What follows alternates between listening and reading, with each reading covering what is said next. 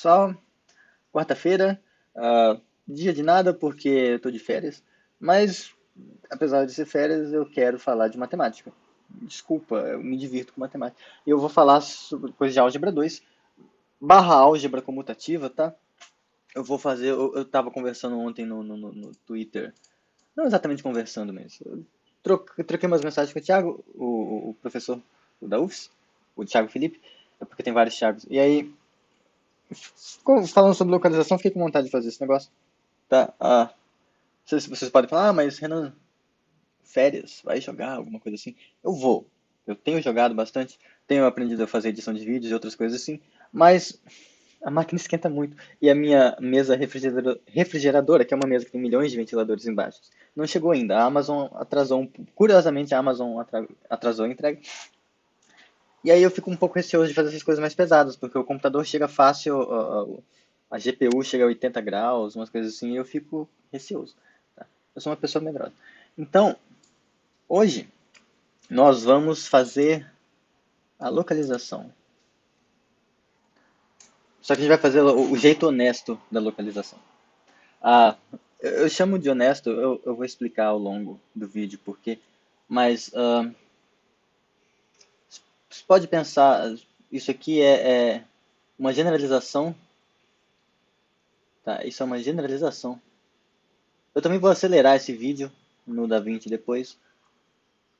Quem não gostar de ver o vídeo um pouco acelerado, com a minha voz um pouco mais rápida, é só desacelerar no YouTube, mas eu quero deixar como obrigatório ver o padrão, ver o vídeo rápido. Eu não sei deixar isso no YouTube, então eu edito a própria source do YouTube, e aí, sei lá, se vocês quiserem ver num volume, numa velocidade normal, aí vocês deixam devagar, tá?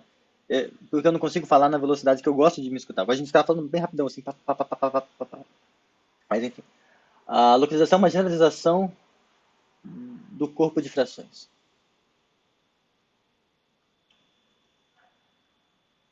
E aqui eu não estou dizendo que a localização é honesta por ela ser uma generalização do corpo de frações. Não, não. É o modo como a gente vai construir ela, que eu aprendi com o livro do Hotman, uh, que é honesto. Mas vamos situar o problema, né? O que é corpo de frações, o que é localização, que treta está havendo aqui? Então, a coisa toda começa no seguinte cenário. Dado, no caso do corpo de frações, né? Então, quando a gente tem um domínio D, certo? O que impede esse domínio de ser um corpo, em geral? Né? Em geral, se você pega um domínio, ele pode ser um corpo ou não. Mas se ele não é um corpo, o que o impede, se ele não é corpo, a existência de elementos não invertíveis.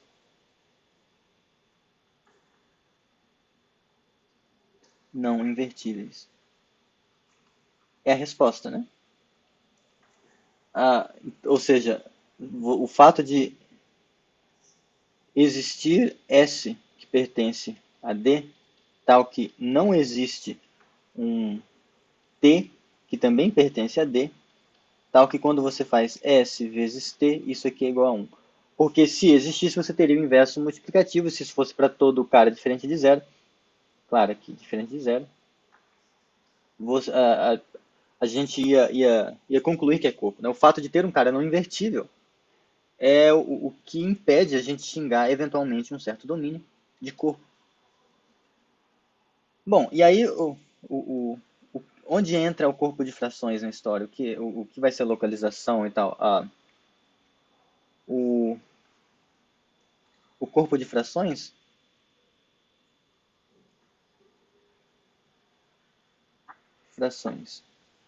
de D é em certo sentido, ele é o menor corpo que corrige o problema. Claro, problema, né?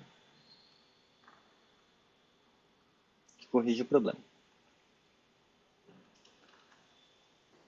Então, esse corpo de frações ele vai ser um rapaz então, que em certo sentido, que ele contém o D, e no qual todo elemento não nulo desse corpo vai ser invertível. Então, esse tipo de fenômeno aqui não vai acontecer mais nesse corpo. Mas vejam que, em geral, isso suscita um outro tipo de questão, que é onde vai entrar a localização. Tá? Em geral,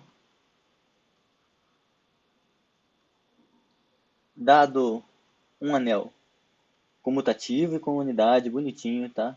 Dado um anel A e um subconjunto S,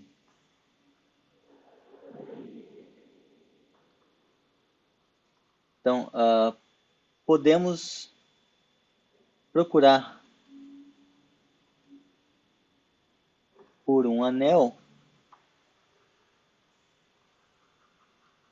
que contenha A em algum sentido, tá? Esse conter não é exatamente conter como subanel, ele vai conter uma imagem dele por um morfismo, e no qual todos os elementos de S sejam invertíveis. Todos os elementos de S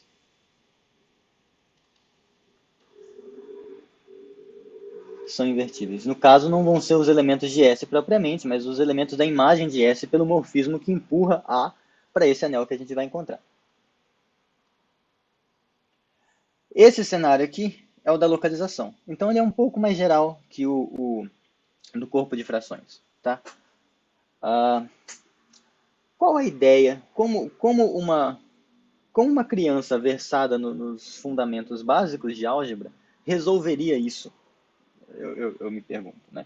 Então, a ideia, bom, você está com um anel A, certo? E aí você tem, vamos pensar que esse S, na verdade, tem só um elemento a princípio, tá? Só um elemento. Aí eu quero cozinhar, eu quero pegar esse anel A, junto com esse único elemento que eu peguei aqui, eu quero um anel novo, onde, em certo sentido, o A more, o A vai estar dentro dele, o Szinho também, só que esse Szinho vai ter nesse novo anel, então vamos colocar aqui, ó, eu quero um anel R, onde eu vou empurrar o A dentro dele, com um morfismo, claro. Eu gostaria que esse Szinho que mora aqui, vamos chamar isso aqui, assim, despropositadamente de L, tá? Aí quando eu vou para o L de S aqui, esse cara, para esse cara que vai existir o LS a menos 1. Vai existir um inverso multiplicativo da imagem do S dentro desse R. Então, como uma criança faria isso, né? Bom, ou uma criança muito versada e com a visão além do alcance. Né? O Tengan, quando criança, talvez fizesse assim. Ah, vejamos. O jeito mais ingênuo, eu penso, seria eu quero que contenha o A. Então, a gente começa com o próprio A. O A vai ser, digamos, em certo sentido, a base do nosso anel. Agora, eu gostaria que existisse no A um elemento que é o inverso, que fosse o inverso multiplicativo do S, mas esse elemento pode não existir em A. Inclusive, essa construção só tem graça quando o S não tem um inverso multiplicativo. Então, o que a gente faz? A gente enfia um elemento novo no A. A gente pega uma coisa que não está em A e coloca lá. A gente coloca um símbolo como elemento. Como a gente faz isso? A gente pega o anel de polinômios, na indeterminada x, por exemplo. Tá? Então acrescentamos aqui esse elemento. O problema é que esse elemento aqui, em certo sentido, ele é livre de relações. A única, as coisas aqui são polinômios, são expressões polinomiais. Então, esse x, ele meio que não conversa com ninguém. O que você sabe é que se você pega a vezes x, é a vezes x. Em particular, se você pega s vezes x, isso é s vezes x. Isso é o próprio valor da multiplicação. Nada acontece de diferente. Então, para a gente corrigir isso, a gente impõe uma relação que vai dizer para a gente como o x vai se comportar perante os elementos do A. A relação que a gente quer é essa. A gente não pegou esse x para que ele fosse inverso multiplicativo do S, então a gente gostaria que isso aqui acontecesse, né? Se sx igual a 1. Esse é o nosso sonho. Bom, mas isso a gente pode reescrever assim, ó. Tá? Ah, e assim, é claro, isso aqui não é verdade, isso não vale em AX, a menos que o S seja igual a zero, ou melhor. Não, isso de modo geral não vale. Eu não sei porque que eu achei que se fosse um vale. Isso de modo geral não vale, a menos que. Isso não vale em AX, a menos que o A seja zero. A menos que o próprio anel A seja um anel trivial. Tá? Porque se essa igualdade. Isso aqui em AX é uma identidade de polinômios, pessoal. Então vejam que para essa identidade de polinômio ser verdadeira, é porque o, o zero é igual a 1. Tá? Então isso aqui não vale em AX. Mas, aí é o pulo do gato. A gente barra, a gente pega esse cara aqui, isso aqui é um polinômio.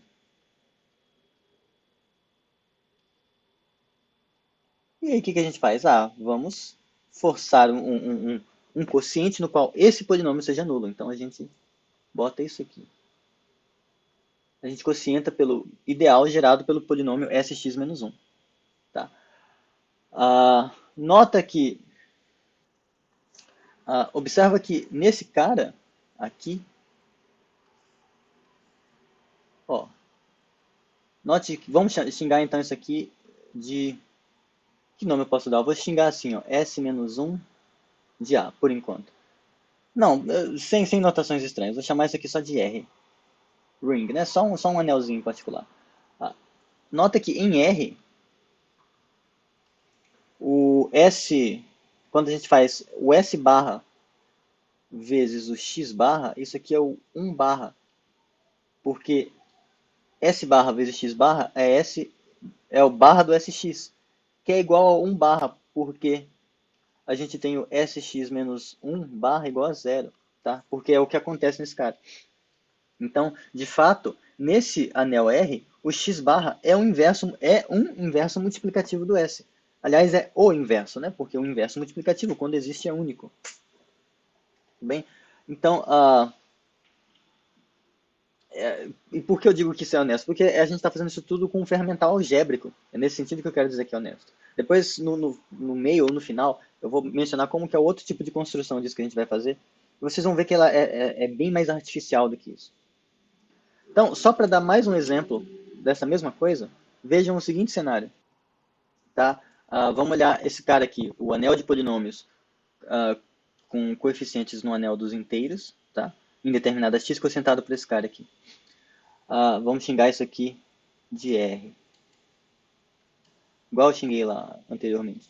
Nota que nesse cara, quando a gente faz o 2 barra vezes o x barra, isso aqui é igual a 1 barra. Então, o x barra é o inverso multiplicativo. Só que tem um outro jeito da gente interpretar isso, que a gente pode fazer assim, ó. A gente já sabe, nós já sabemos que os números racionais existem. Tá? Então, nota que por esse argumento, no fundo, o que está acontecendo é que o x barra, isso aqui está falando para a gente que ele é o inverso multiplicativo do 2. Então a gente pode denotar, é a notação padrão nesse caso, né? A gente vai denotar assim, ó, barra sobre 2 barra. Tá? Que é 1 sobre o cara, tá? Para dizer que é o inverso multiplicativo dele. Então, meio que aqui, quando a gente olha assim, a gente tem uma dica de como que a gente poderia fazer um morfismo esperto do Zx para o quê? Seria o morfismo que pega o x, a avaliação, né, que pega o x e manda no 1 sobre 2, tá? E, bom, a gente já viu várias vezes que quando a gente, simplesmente se a gente define isso aqui, no x e diz para onde ele tem que ir, isso dá para a gente um morfismo de anéis quando a gente faz isso, né? Pega um polinômio qualquer, que é um alfa xi, i menor ou igual que um certo n, e essa coisa vai na soma dos alfaís de 1 sobre 2 elevado a i, com i menor ou igual que n, tá? Isso vai ser um morfismo. E qual a graça desse negócio? O núcleo dessa porcaria é exatamente o 2x menos 1. Por outro lado, a imagem disso, a gente já viu aqui, vão ser as frações cuja base é uma potência de 2. Olha só o jeito que a gente escreveu. Isso aqui vai ser, ah, a gente deixa o 2 em evidência, assim, o meio em evidência, descasca essa coisinha. Isso aqui fica assim, ó. Ó, então, você pegou um polinômio aqui e mandou, a imagem dele vai ser um número inteiro, tá? Dividido por uma potência de 2. Tá? Verificar que o núcleo desse cara é 2x menos 1 é tranquilo, eu vou fazer, mas vou fazer meio rápido, mas vou fazer. Pronto, aqui eu fiz. Não é isso. Mas se você pega alguém que é da forma 2x, alguém que é múltiplo, é um polinômio dos x vezes 2x menos 1. Quando você manda pelo L, então você pega alguém aqui, né? Pega um cara que é da forma P vezes 2x menos 1. Quando você manda pelo L, isso vai no P avaliado em 1 sobre 2, vezes 2 vezes 1 sobre 2 menos 1. Isso aqui corta, corta, fica 1 menos 1, que é 0, então dá 0. Então, é claro que vale essa inclusão aqui. A outra, você pega alguém. Então, para outra inclusão, você pega um rapaz, um certo Qzinho, que quando você faz a avaliação em meio, isso dá 0. Só que aí o que acontece? Você pode pegar esse Q polinômio que você pegou, e aí você divide ele por quem? Por 2x menos 1. Então, você faz o seu polinômio Q, ele é... Aliás, eu vou chamar esse polinômio em vez de Q, eu vou chamar de F, porque Q é o quociente, né? Em geral, quando a gente pensa no argumento. Então, o F, que é o polinômio que a gente pegou no kernel, né? Então, seja um F aqui dentro. E se ele está aqui dentro, significa que quando você troca x por meio, dá zero. Mas aí agora você pega F e divide pelo polinômio 2x menos 1. Você pode fazer isso, porque... aliás, eu falei abobrinha, tá? A divisão, a gente faz a divisão em Q.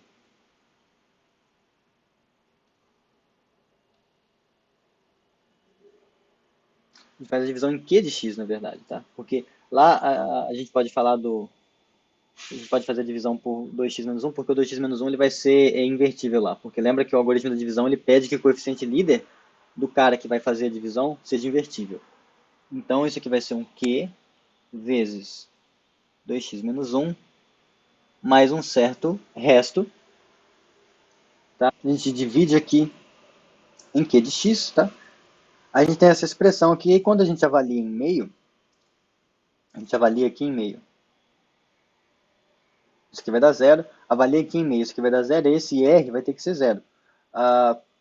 Então, esse R, esse resto, ou ele tem grau, ou ele é zero, e aí ele não tem grau, ou ele é um polinômio diferente de zero, com um grau menor do que esse, portanto vai ser um polinômio constante. Só que aí quando a gente faz a avaliação, como aqui deu 0, 0, 0, então esse cara vai ser um polinômio constante igual a zero. Então ele tem que ser zero. Portanto, esse Q, que está multiplicando 2x menos 1, ou melhor, portanto a gente consegue expressar o F como sendo um Q vezes 2x menos 1. O problema é que esse Q pertence a Qx. E a gente gostaria de concluir que esse Q, na verdade, é um polinômio em z de x, né? Porque a gente quer mostrar que o núcleo desse mapa L é, é o ideal gerado por 2x menos 1 aqui dentro, então tem que ser múltiplo de P. Mas veja só, a gente tem F, digamos que o F seja uma coisa assim, um certo zi, x elevado a i para i menor ou igual que n, onde esses zi's pertencem a z. Por outro lado, isso então essa aqui é uma expansão do f, digamos assim. Agora eu vou escrever o q como sendo certos ai, bi, x elevado a i, para i menor ou igual que m. Tá? Então esse aqui é o q. Isso aqui está multiplicando pelo 2x menos 1. Então quando a gente abre isso aqui tudo, isso aqui fica 2ai, x elevado a i mais 1 sobre bi. Aliás, deixa eu chamar esse cara de j, só para distinguir, né? j, j. É menos o somatório de I menor ou igual que M, aí aqui I menor ou igual que M, das coisas que já existiam antes, só que com o sinal trocado. Agora veja, isso é uma igualdade de polinômios. Esse Z, ele mora em Zzão, tá? Então, de fato, ele também mora em Q. E aí a gente avalia os caras de mesmo grau. Vejam que o Z0, quem é o rapaz aqui que tem grau 0? Aqui, o primeiro grau que aparece é o grau 1. Então, o grau 0 aparece aqui. Ó. Então, menos A0 sobre B0. Esse rapaz, menos A0 sobre B0, ele vai ter que ser um número inteiro. Porque o único termo nessa expressão de grau 0 é o A0 sobre B0. Ou melhor, é o menos A0 sobre B0. Porque aqui não tem nenhum, então esse tem que ser igual ao termo de grau 0 desse. Agora, o Z1 é igual ao 2, que é o termo que tem o que acompanha o x elevado a 1 aqui. Vai ser 2A1 sobre B1. E aí aqui, aliás, minto, né? É o 2A0 sobre B0. Porque lembra-se, o zeroésimo termo aqui, que acompanharia o x0, agora ele acompanha o x1, porque a gente multiplicou por esse x aqui, aí subiu. Então ficou isso. E aí menos o termo de grau 1 daqui, A1, B1. Só que aí vejam, esse cara é um número inteiro. Então quando eu passo esse sujeito para cá, vai ser um inteiro mais outro que é igual a esse. Portanto, o A1, B1, o A1 sobre B1 também pertence aos inteiros. Então, quando a gente for fazendo esse processo recursivamente, a gente vai ver que todos os coeficientes que aparecem no Q, eles são necessariamente inteiros. Portanto, o Q que a gente tinha pegado pertence a z de x, mostrando que o f que a gente tinha pegado no kernel é um múltiplo do 2x menos 1 em zx. Então, isso aqui em zx. Tá? Então, de fato, essa coisa que a gente fez aqui se comporta como um pedaço dos racionais, porque a imagem disso vão ser números inteiros com potência 2 a n. Então, esse fenômeno vai valer mais geralmente. No fundo, o que a gente fez aqui foi exatamente o que a gente estava falando antes. A gente queria inverter o 2, que é o S. A gente acrescentou uma indeterminada, um símbolo novo, e aqui então a gente colocou ele aqui. E aí aqui embaixo a gente forçou que valesse isso aqui. Tá? A ideia da localização, em geral, é a mesma, assim, do corpo de frações. É a mesma que a gente fez aqui. Então, mais geralmente, vamos agora para o caso geral, né? Então, em geral, dado S um subconjunto de a gente considera isso aqui, consideramos x como sendo um conjunto de símbolos aqui, com xs diferente de xs', se o s for diferente do s', e x inter a igual a vazio. Então, o que a gente está fazendo? Para cada elemento do S, a gente vai pegar um símbolo novo, um símbolo que não está no anel A em questão. Tá? O que a gente vai fazer aqui agora, só para situar, o que a gente vai fazer é essa coisa aqui, a gente vai procurar o anel que contém o A em algum sentido, no qual todos os elementos de S são invertíveis. Isso que a gente vai fazer. Então, a mesma ideia do que a gente fez antes vai ser, pega o anel de polinômio, só que em vez de ser numa indeterminada, num símbolo, vão ser em todos. Então vai ser o A desse conjunto. Eu vou até escrever assim, ó. AXS com S pertencente a S. De fato, isso é um anel de polinômios em infinitas indeterminadas, tá? Eu já vou entrar nesse ponto do anel de polinômios em infinitas indeterminadas. Agora a gente vai quocientar pelo ideal gerado por essa coisa aqui, ó, SXS. menos 1 com S pertencente a S. A gente faz esse rapaz aqui. Esse aqui vai ser a localização, digamos assim, que é o nome que se dá, mas esse aqui vai ser o melhor anel no qual todos os elementos de S são invertíveis. Então, apenas antes de prosseguir, note que, vou xingar isso aqui de R, note que em R, quando a gente faz S barra, né, vezes o XS barra, isso é igual a 1 barra, justamente porque vale que esse polinômio aqui, o SXS menos 1, pertence ao ideal gerado por todas essas coisas. Deixa eu chamar de S', né? Só para distinguir. Se o S' pertence ao S', esse polinômio ele pertence ao ideal gerado por todos os polinômios dessa forma. Já que ele é um dos que estão correndo aqui dentro. Então, ele é múltiplo dele por 1, então ele está aqui dentro. E se ele está aqui dentro, então vale que SXS' menos 1 barra é igual a 0 barra, mas aí isso a gente quebra, fica S barra XS barra igual a 1 barra, que é isso aqui. Tá legal? A primeira coisa que a gente vai fazer, para se dar conta de que isso aqui é uma construção legítima, é provar a propriedade universal da localização. Mas a propriedade universal da localização, nesse caso, a gente vai precisar usar outras propriedades universais. Porque, vejam, uma coisa que pode estar incomodando quem é versado em álgebra, quem já viu a localização e está vendo isso só para ver um jeito diferente.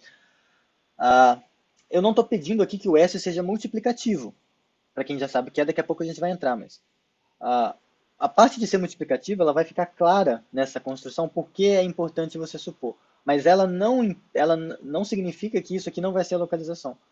A parte do sujeito ser multiplicativo entra na descrição dos elementos aqui. Ela torna a descrição dos elementos aqui mais fáceis, que vão ser justamente as frações, elas vão aparecer aqui. Mas vamos com calma. Eu estou de férias, então estou com zero pressa para fazer qualquer coisa. Não sei vocês. E eu vou acelerar o vídeo no DaVinci, então tudo bem. Tá. Então a gente precisa, para a gente verificar a propriedade universal disso, a gente precisa lembrar da propriedade universal do anel de polinômios. Só que do anel de polinômios em indeterminadas arbitrárias. Tá? Pausa para isso. Bom, vamos lá. Em geral, o que acontece? Né? A gente tem quando a gente tem um anel A, a gente tem o direito de fazer o anel de polinômios desse cara aqui. Só que aí uma vez que a gente faz isso, esse cara ele mesmo é um anel. E aí a gente pode fazer o anel de polinômios com coeficientes nesse cara em determinada y. Só que agora, e é isso aqui a gente chama de AXY. Agora isso é um anel, e a gente pode fazer o AXYZ, que a gente xinga assim. AXYZ. Então, em geral, se x é um conjunto,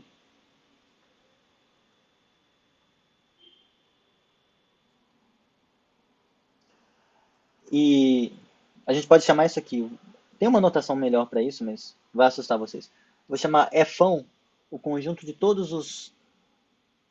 que letra eu uso? F's contidos em X, tais que F é finito. Pensa nesse x como sendo um conjunto de símbolos, vai ser o conjunto de indeterminadas, tá? Agora a gente pode fazer para cada F que pertence a esse Fão, a gente tem o direito de fazer o A de F. Nesse sentido aqui. Porque aqui a gente viu que, por indução, a gente viu que dado qualquer quantidade finita de símbolos, a gente consegue ir acrescentando. A gente pode fazer um anel de polinômios com aquelas finitas indeterminadas. E aí a gente vai fazer isso aqui, a gente vai considerar esse cara. Aqui, por exemplo, ó, se o f fosse x, y, z, esse AXYZ seria o que a gente está chamando de A do Fão, tá? Então o Fão aqui ele não é uma indeterminada, ele é um conjunto de indeterminados, tá? Nesse caso, em particular esse sujeito aqui, o AX, ele é o A do conjunto que só tem esse cara como símbolo de indeterminado, tudo bem? Ah, em particular, né, um caso que não foi considerado é se o F for igual a vazio, a gente faz o A do vazio como sendo o próprio A.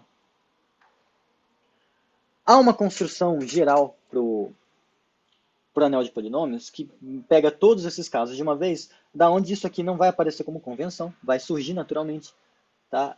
Mas não vem ao caso, porque a gente já construiu o anel de polinômios em um indeterminado, agora a gente sabe fazer para qualquer quantidade finita de indeterminadas, e aí a gente define o anel de polinômios em todas essas indeterminadas como sendo a união desses anéis de polinômios infinitas indeterminadas para cada conjunto possível para cada subconjunto finito possível de indeterminadas do x1, tá?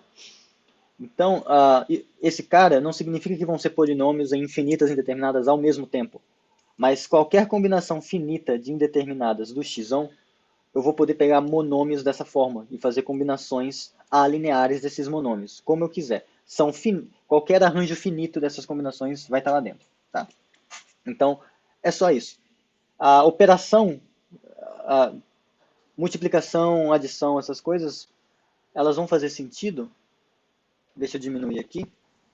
Ah, ué, tá, voltei aqui. A parte das operações, né, porque o anel não é só um conjunto, nota que quando a gente construiu o anel de polinômios, a gente considerava essa inclusão aqui, né? O A contido em AX.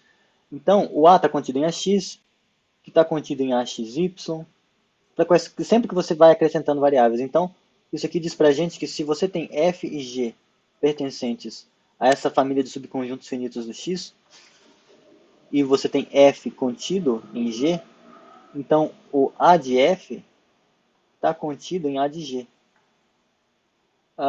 Por que isso é relevante? Porque é o seguinte, você pega agora dois caras aqui, pega um Fzinho e um Gzinho aqui, você quer dizer como você vai operar eles. Bom, mas esse Fzinho pertence a algum A de F. O Gzinho pertence a algum A de G. Isso significa o quê? Esse F é um polinômio infinitas indeterminadas que ocorrem nesse subconjunto F. O G, por sua vez, é um polinômio com coeficientes A e as finitas indeterminadas dele ocorrem nesse subconjunto G. Agora, nota que tanto F quanto G, ambos esses caras estão contidos em F união G. E a união desses dois é um subconjunto finito do F.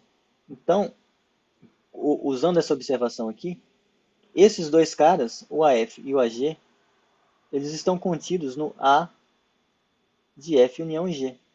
Então, eu posso olhar esse rapaz aqui, e essa inclusão é como subanel. Eu posso pegar esse cara e esse cara aqui, olhar eles aqui dentro e fazer a operação aqui dentro. Essa operação aqui dentro, por estar aqui dentro, também está em AX. E aí foi. É um pouco mais abstrato, mas não é tão mais horrível. Tá? Mas o importante é que vai valer isso aqui. Ó. Eu vou pausar. Tá? Então, a propriedade universal do anel de polinômios nas indeterminadas do conjunto X se expressa assim. Se você tem um morfismo de anéis do A para o B, e você, para cada símbolo do conjunto x, para cada indeterminada, você fixa um elemento do B, ou seja, se você pega uma função do x para o B, então existe um único morfismo de anéis do AX para o B, tal que isso aqui acontece. Ó. O a gente está empurrando ele para o AX. Por outro lado, o x também tem uma função para o AX, que é aquela que pega o símbolo aqui e vê ele como polinômio, que é como aquele monômio daquele símbolo. Tá? Agora, o A tinha um morfismo para o B, o F, e o X tinha uma função para o B, que é SC, que para cada x manda num valor fixado. Esse Fão, ele está aqui e faz essas duas coisas comutarem. Então, aliás, aqui é assim. Ou seja, se você pega um Azinho e manda para o Bzão pela F, então o Finho de A é a mesma coisa que você ter pegado o A visto ele como um polinômio constante aqui e depois empurrado com a efona. Só que não só isso. Se você pegar um xzinho aqui, mandar pela inclusão aqui, então ver esse xzinho como sendo um monômio, e aí agora aplicar a efona, vai ser a mesma coisa que você tivesse feito esse negócio. Então, o que isso aqui está falando, e a construção explícita desse negócio, é a seguinte: isso é a mesma coisa que a gente já tinha visto da propriedade universal do anel de polinômios em um indeterminado. Você vai pegar uma ocorrência do xzinho e trocar pelo c de xzinho correspondente. Aqui, um jeito de você denotar é que o problema é como a gente denota um polinômio em quaisquer indeterminadas, né? Então, vamos pensar assim, ó. Seja... Então, um habitante típico de AX é dessa forma aqui, ó. É um jeito de denotar. Há outros, tá? Mas vai ser uma coisa assim. Alfa lambda, xão lambda, aí aqui lambda pertencente a lambdazão, onde? Aí vamos aos ingredientes, né? Então, lambda é finito, esse lambda maiúsculo é finito, tá? Esse lambda maiúsculo é finito.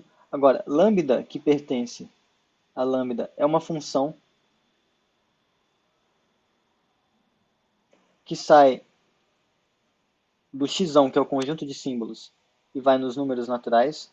E para cada símbolozinho do conjunto de símbolos das indeterminadas, ele vai dar para a gente um certo número natural, que a gente vai interpretar como sendo o grau que esse cara aqui tá mandando fazer.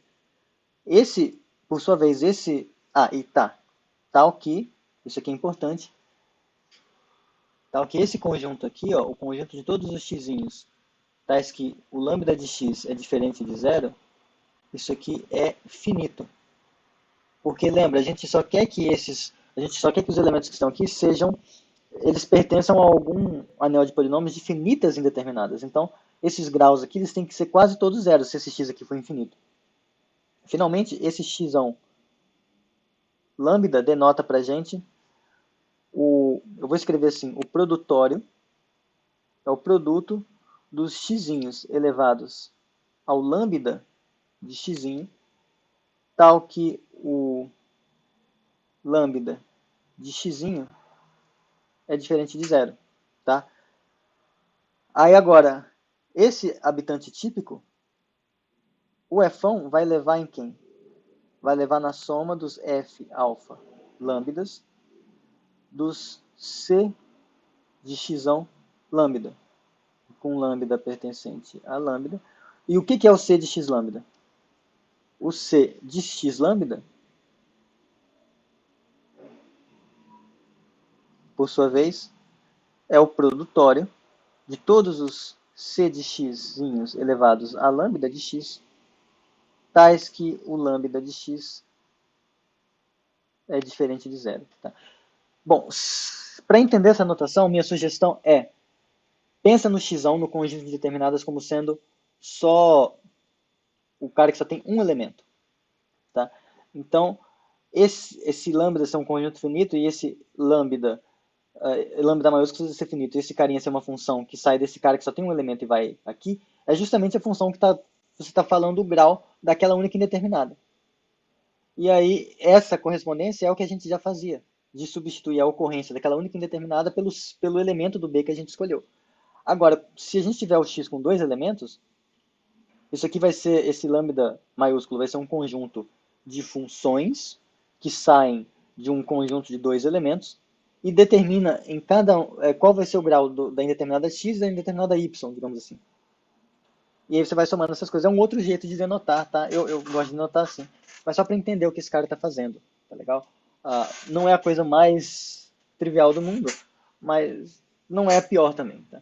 E a prova disso, para quem se interessar em fazer, é só você reduzir para o caso de finitas indeterminadas, que sai do caso de uma indeterminada por indução, tá? Então, é essencialmente isso. Você faz para para as finitas indeterminadas, meio que depois você une esse cara. Você pega, você vai ter para cada conjunto finito de indeterminados, você vai ter uma fona que faz isso, só que elas são todas compatíveis. Então, quando você pode usar isso para definir um morfismo geral na união, tá? Vou deixar vocês pensarem nisso. Está feito nas notas de aula. Tá? Essa parte aqui está feita. Tá? O que não está feito é a localização que eu vou fazer agora.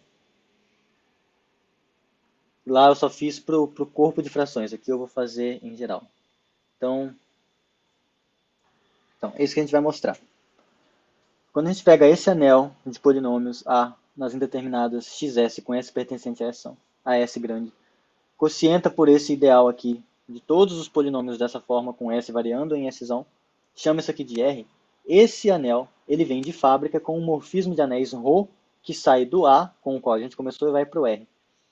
Tal que sempre que você pega um Szinho no A original e manda para o R, por essa ρ, esse ρ de S é invertível. Então isso vale para todo S. Esse cara aqui também é chamado de mapa de localização. Vou colocar aqui. É o mapa de localização. Que o nome dessa coisa que a gente está construindo é localização de A por S. Mas eu só vou dar o nome depois que eu provar a propriedade universal. Agora, que propriedade universal é essa? É a que diz isso aqui. Em certo sentido, esse R é o melhor anel que que satisfaz essa condição de inverter todos os elementos do S. Em que sentido? Nesse. Se você tiver um outro anel B, que também vem de fábrica com um morfismo de anéis, que inverte todos os elementos do S, ou seja, esse F aqui está fazendo a mesma coisa que o ρ já fazia. Ele inverte todos os elementos do S. Mas se isso acontece, então existe um único F2 morfismo de anéis. Tá? Esse aqui é morfismo de anéis. Tal que esse diagrama comuta. Então, você sair daqui e vir para cá é a mesma coisa que você fazer isso. Ou seja, tal que quando você faz F2 bola ρ é a mesma coisa que F. Tá legal? E a gente vai fazer isso sem botar a mão explicitamente a gente não vai precisar saber como são os elementos daqui, que são frações e coisas assim. Até porque, nesse caso, não precisam ser frações bonitinhas, porque a gente não pediu que o S seja multiplicativo. Vamos provar essa bagaça. Bom, é mais fácil do que parece, tá? Porque o que a gente vai fazer? Lembra que na propriedade universal do anel de polinômios, a gente tem uma função que pega cada indeterminada e manda num carinha. E isso aqui a gente pode fazer do jeito que a gente quiser, a princípio. Então, a primeira coisa que a gente faz, então, a gente tem o AXS, S pertencente a S aqui, e o A está vindo para cá. A gente tem esse negócio, bonitinho, aqui. Agora, o nosso conjunto x, que é o conjunto de todos os xszinhos, ele vem para cá também. Simplesmente quando eu pego cada xs e olho ele como um monômio xs. Por sua vez, no enunciado a gente tem esse f fazendo isso aqui. Falta para a gente cozinhar uma função que sai daqui, porque primeiro a gente vai cozinhar a função que sai daqui, depois a gente vai passar o quociente, tá? Usando a propriedade universal. Porque o R, só para lembrar, ele é esse anel de polinômio, só que quocientado. Tá bom? Aí, claro, eu não falei quem é essa ρ, mas vai ficar claro já já, porque ela tem o que a gente quer. Mas vamos começar aqui com isso. Aqui para cá, quem a gente vai fazer é o mapa que pega o xzinho. Eita, nem sei fazer a letra x, mas pega o xzinho S, e aí ele vem no f de S a menos 1. Esse rapaz existe por hipótese, porque a f inverte todo elemento que pertence a S. Então, a gente tem o direito de fazer a função, que para cada xs manda no fs menos 1. Aí agora, a propriedade, vamos chamar isso aqui de gama. Tá? A propriedade universal do anel de polinômios dá para a gente um único gama que torna essa coisa toda comutativa. Ou seja, tal que esse gama, quando a gente aplica ele num polinômio constante, isso dá a própria f de a. Por outro lado, quando a gente aplica esse gama num certo xszinho, não no S, isso aqui é para todo A em A. Em particular para os S, mas quando ele vai no XS e o XS não pertence ao A, porque eles eram disjuntos, então não há conflito, ele vai comutar com essa correspondência, ele vai dar o gama de XS. E o gama de XS manda isso aqui em F de S menos 1. Isso aqui para todo S que pertence a S. Tá? Então, a gente tem isso aqui, o morfismo de anéis. E na prática, isso aqui é obtido como? Você pega um polinômio todo estranho aqui, cada ocorrência do xs, com as potências que vierem, você troca por uma ocorrência de fs menos 1, com as respectivas correspondências.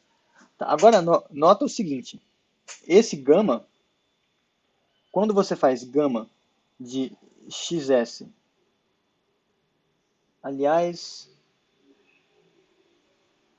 tá, isso, tá, eu coloquei na ordem certa. Quando você faz isso aqui, ó, aliás, deixa eu escrever assim, né? S, a gente gosta de escrever o coeficiente antes da indeterminada. Esse negócio vai dar zero. O gama vai anular todos os geradores desse ideal aqui. Por quê? Porque o gama de S, isso aqui é, esse gama maiúsculo, ele é um morfismo de anéis.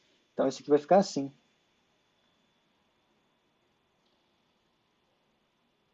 Só que o gama de S é o Fs, o gama de Xs é o Fs menos 1, e esse aqui é o 1 do anel B. Então isso aqui vai dar 1 do anel B menos 1 do anel B, então isso aqui dá zero. Portanto, fica bem definido. Então, olha, isso mostra o quê? Isso mostra que esse cara aqui eu vou chamar de I. O ideal gerado por todos os caras dessa forma, S, XS, menos 1 com S pertencente a S. Esse ideal aqui, ele está contido no núcleo do morfismo gama maiúsculo. Então, pela propriedade universal, então deixa eu diminuir essa parte. Então, pela propriedade universal do quociente,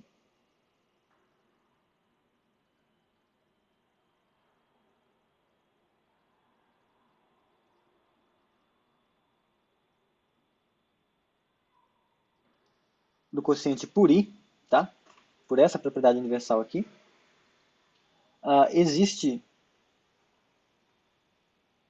um único Fão que sai do nosso... Eu vou até escrever assim. Aqui era x, né? Então ele sai do AX quocientado pelo I, que vai no B, tal que esse diagrama comuta. A gente tem aqui o A, deixa eu fazer aqui, AX, aqui está indo para o B. Esse aqui é o gama que está aqui, tá? Agora, esse AX, ele tem a projeção quociente, que manda no R, que a gente tinha definido como sendo o A, x quocientado pelo I. Agora, como esse gama ele está anulando todo mundo do I, e o AX quocientado por I é o melhor anel que faz isso, a gente tem aqui um único F, que é esse F maiúsculo, que está aqui, tal que esse diagrama comuta. Então, tal que isso aqui comuta. Tal que quando a gente faz Fão, bola, π, isso é igual a esse gama. Tá? E aí a afirmação, nota que agora, então, note que a gente tem A, o A inclui no A x, que é esse anel aqui, e esse anel aqui está indo para o R, por meio dessa projeção. Π, aqui tem uma inclusão, aqui tem essa projeção do quociente, e aqui está indo para o R. Esse rapaz aqui é quem a gente vai chamar de Rho. Esse aqui vai ser o nosso mapa Rho, dado que é o mapa da localização do enunciado. E nota que de fato ele faz a primeira parte do que se pede, porque se você tem S pertencente a S. Então, quando você faz ρ de S, por definição, isso é você fazer a projeção da inclusão do S, mas isso é você fazer simplesmente a projeção do S, que a gente costuma xingar de S barra, e esse S barra, ele é invertível no R, justamente isso aqui é invertível, porque quando a gente faz S barra vezes X, vezes a barra do XS correspondente, isso aqui dá o 1 barra, já que XS menos 1 é zero nesse anel aqui, porque ele está quocientado justamente por essas coisas. Então, esse mapa ρ, ele de fato inverte todo mundo que está no S, pela definição. Agora, além da gente ter observado quem é esse ρ, no meio do caminho a gente fez o quê? A gente já meio que foi pegando esse F aqui e cozinhou no final esse Fão maiúsculo. E aí a afirmação que a gente faz para encerrar essa tortura sem fim é que esse Fão, então a afirmação é que basta fazer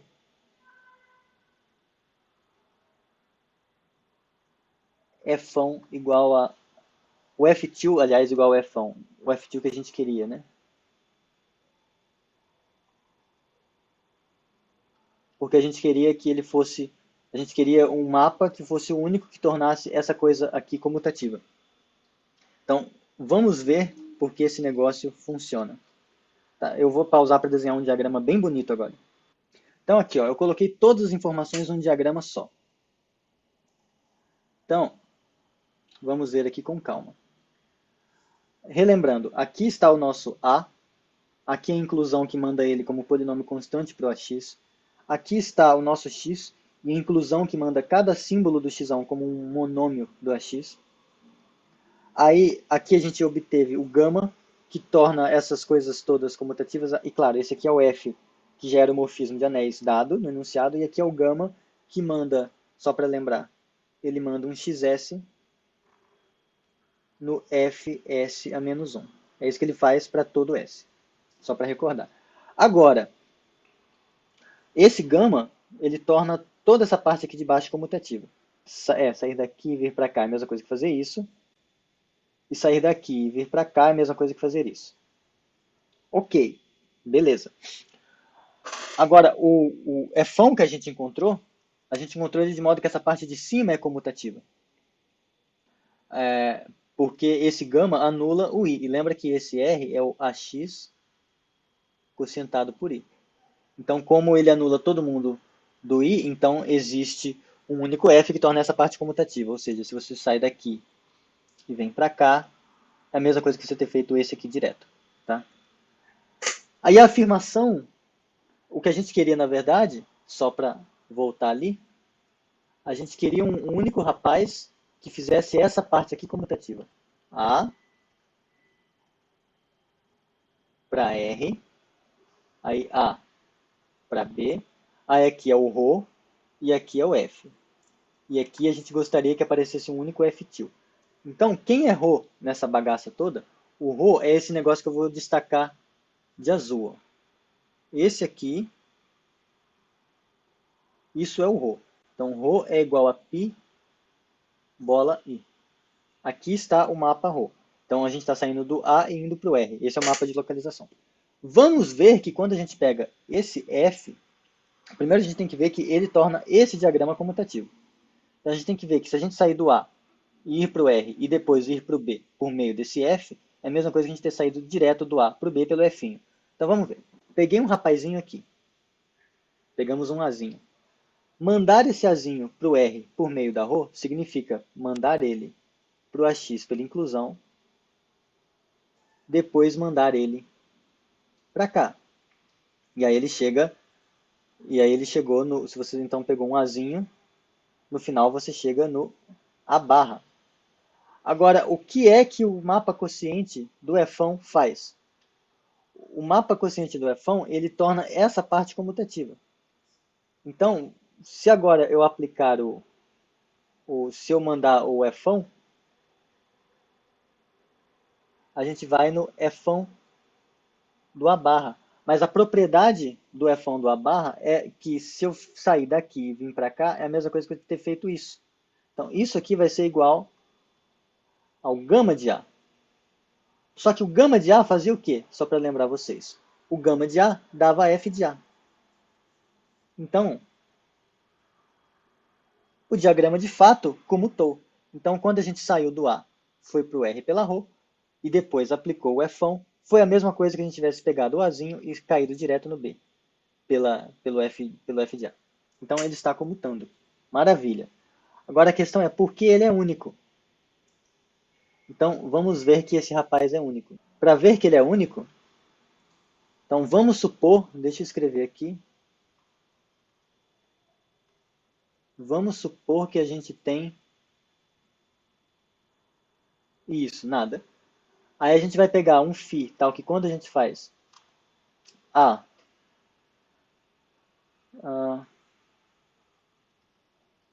aqui está A para B, aqui está F, isso, aí aqui tem o R com o mapa ρ, e vamos supor que existe um outro φ que faz essa coisa toda como está. Ou seja, tal que quando a gente faz φ, bola, ρ, isso aqui é igual a F. Aí a gente quer provar que a partir disso, o φ tem que ser igual ao Fão. Então, por que isso acontece?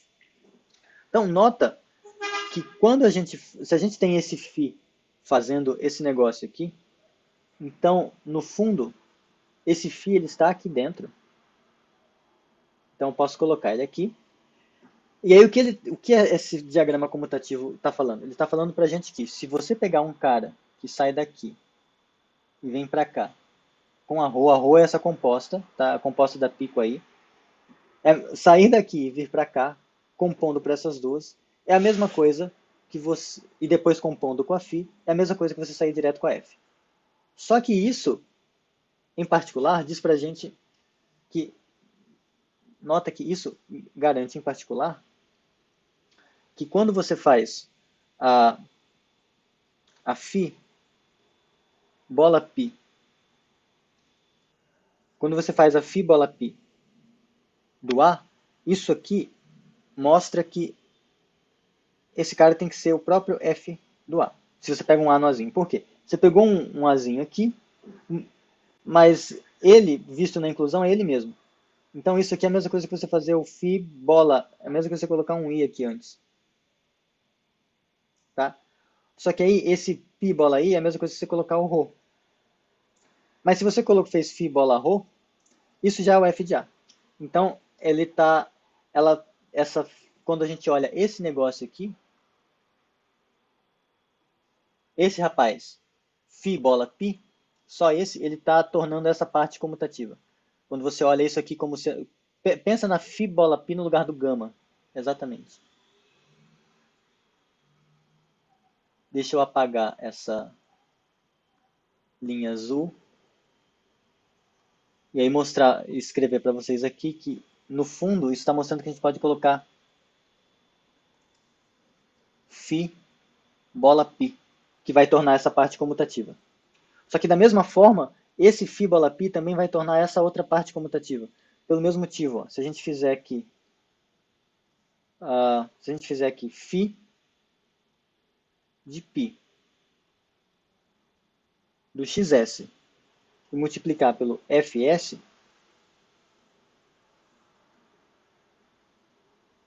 deixa eu diminuir essa parte um pouquinho. Se a gente faz essa avaliação aqui, isso vai ser o φ bola π, já que é um morfismo, do xs vezes s. Só que φ bola π de xs vezes s, ou de s vezes xs, como vocês quiserem, é a mesma coisa que o φ da π dessas coisas. Mas a π dessas coisas, a π é a projeção. Isso é o xs barra vezes o s barra. E o φ, ele é um morfismo de anéis. E não só isso. Aqui dentro, esse rapaz dá 1. Então, isso aqui é φ de 1. 1 barra. Isso aqui tem que dar 1. Ou seja, quando a gente fez a φ bola π do xs e multiplicou pelo fs, deu 1. Significa que o φ bola π de xs é exatamente igual ao fs menos 1. E daí? O que a gente conclui com isso? A gente conclui que o φ bola π ele está fazendo tanto esse triângulo comutativo quanto esse triângulo comutativo. Para essa gama, porque lembra que essa gama faz exatamente isso, manda xs em fs menos 1. E daí, né? Qual o problema? O problema é que a gama maiúscula é a única que faz isso. Então a gente conclui a partir dessa observação que então isso aqui permite para a gente concluir que, portanto, o φ bola π ele é idêntico ao gama. E aí, acabou? Não, tá quase. Tá quase por quê? Porque, vejam, esse gama, que é o único que faz isso, então a gente descobriu que esse cara aqui é igual ao gama. Isso foi o que a gente descobriu. Eu quero escrever de preto. Pronto, a gente descobriu que esse cara é igual ao gama que estava nessa primeira versão do diagrama. Então, esse cara é igual a φ bola π. E daí? E daí que o gama pode ser expresso como sendo essa composição, F bola gama. Então, isso aqui, quando a gente olha esse negócio aqui dentro, isso é F bola gama. Portanto, isso é a mesma coisa que F... Opa, F bola gama não, F bola π. E daí? Agora sim acabou, porque como π é uma sobrejeção, a gente pode cortar ela aqui e aqui. Isso diz pra gente que φ é igual a F. Portanto, de fato, esse Fão que a gente encontrou aqui, ele é o único que torna essa coisa comutativa. Se a gente xinga, então, isso aqui de Fão. Nota que a gente precisava desse cuidado, porque aqui o Fão, quando a gente cozinhou ele era o único que tornava essa parte de cima comutativa. Mas a gente precisava garantir que ele tornava essa parte aqui comutativa, esse losango. E aí a gente teve que fazer esse desvio. Tá legal? Ó, notem que, com algumas abobrinhas que eu falei no meio, o vídeo está com 1h20. Eu vou cortar algumas coisas e acelerar e espero que ele fique mais curto. Mas isso mostrou pra gente, então, essa coisa toda que a gente fez, mostra que R igual a essa coisa aqui, AX, S, S pertencente a S, quocientado por aquela coisa. Opa, não, eram os S's. XS menos 1 com S pertencente a S são. Isso aqui é único a menos de isomorfismo.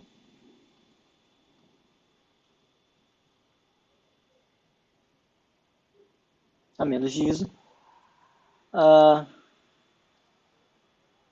com a propriedade universal.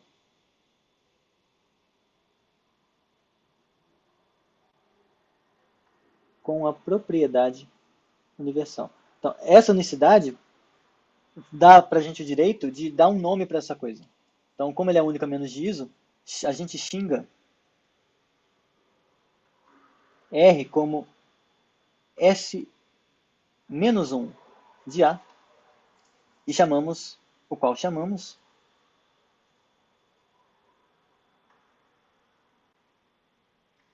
de localização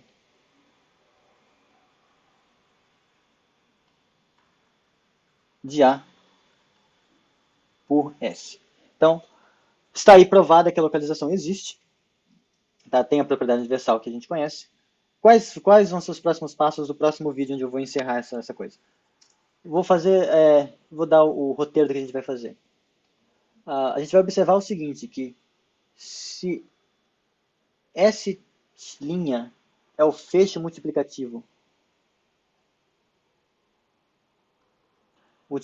de S, então esse cara aqui, quando a gente faz o S' menos 1 de A, ele tem a propriedade universal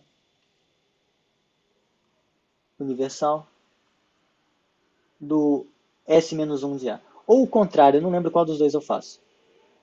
Mas uma vez que a gente faz isso, esses dois caras vão ser isomorfos como anéis, portanto isso dá para a gente o direito de considerar o subconjunto que a gente quer inverter os elementos, eles vão ser, a gente pode considerar que ele é multiplicativo, tá? Contém o 1 e é fechado por multiplicação. Daí, a gente vai mostrar que se S é multiplicativo,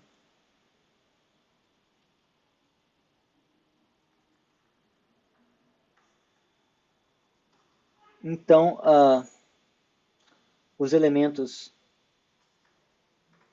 de S menos 1 de A são da forma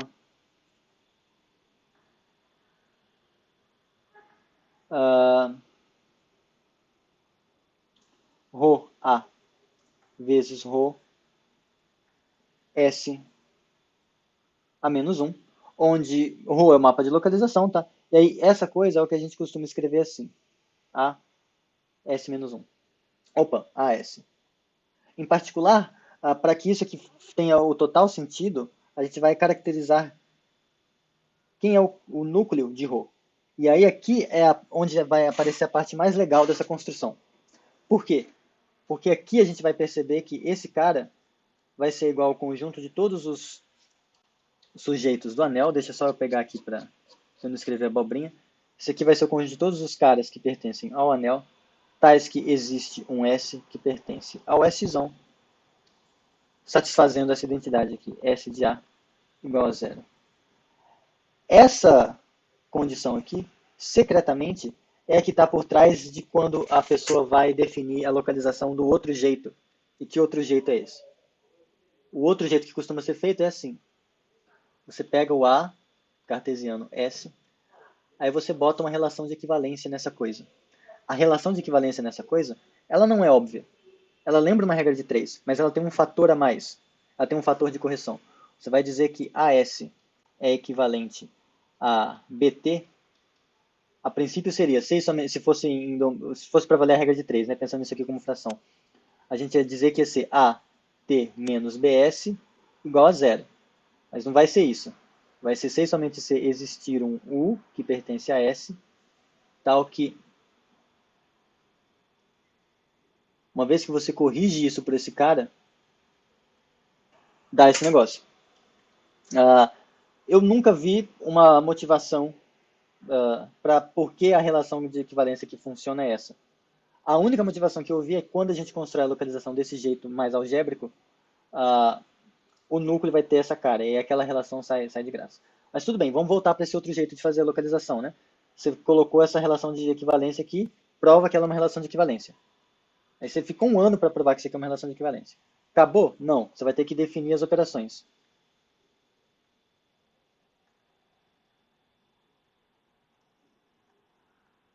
Definir as operações simplesmente vai ser como você soma frações? Vai. Mas você vai ter que provar que está bem definido, porque esse quociente aqui ele não foi oriundo de um quociente de anéis ou alguma coisa assim. Você teve que. Você fugiu da teoria de anéis. E essa é a minha encrenca. Porque quando você fez esse A cartesiano S, isso aqui. O A é um anel, o S é um subconjunto que não é um anel. E aí você meio que está escapando da categoria dos anéis. Você está fazendo um quociente em conjuntos, e aí você está cozinhando lá as coisas em conjuntos para depois voltar e falar, olha, tem um anel. Do outro jeito, a gente fez tudo dentro da categoria dos anéis. Nesse sentido, ela é inquestionavelmente mais honesta. Ah, e aí, tudo bem, você define as operações, mostra que elas estão bem definidas, e aí, ok, você vai fazer tudo bonitinho, e aí sai. Aí é a questão de gosto do freguês. Esse jeito é mais receita de bolo, tá? Esse jeito aqui é mais uma coisa assim, eu quero a localização para efeitos práticos e não quero pensar a respeito da vida. Eu quero simplesmente uma coisa onde um ambiente onde as coisas são invertíveis, construo ele lá na pressa, tal, faço um montão de conta mecânica, sofro fazendo elas, e aí, essencialmente você não ganha nenhuma coisa conceitual dessas contas. Elas são só para mostrar que a localização existe. Por outro lado, essa construção mais abstrata que a gente faz, eu acho que ela ajuda a reforçar algumas ferramentas que são úteis em outros ambientes de álgebra. Então, embora ela possa até ser um pouco mais envolvente, eu acho que o que se gasta com ela se paga. Mas enfim, é isso. Agora eu vou cortar as coisas inúteis do vídeo. Então o vídeo provavelmente vai ficar com 5 minutos, onde eu só vou falar esse final, que é o que as pessoas vão querer. Mas por hora é só. Tchau, tchau, pessoal. Falou!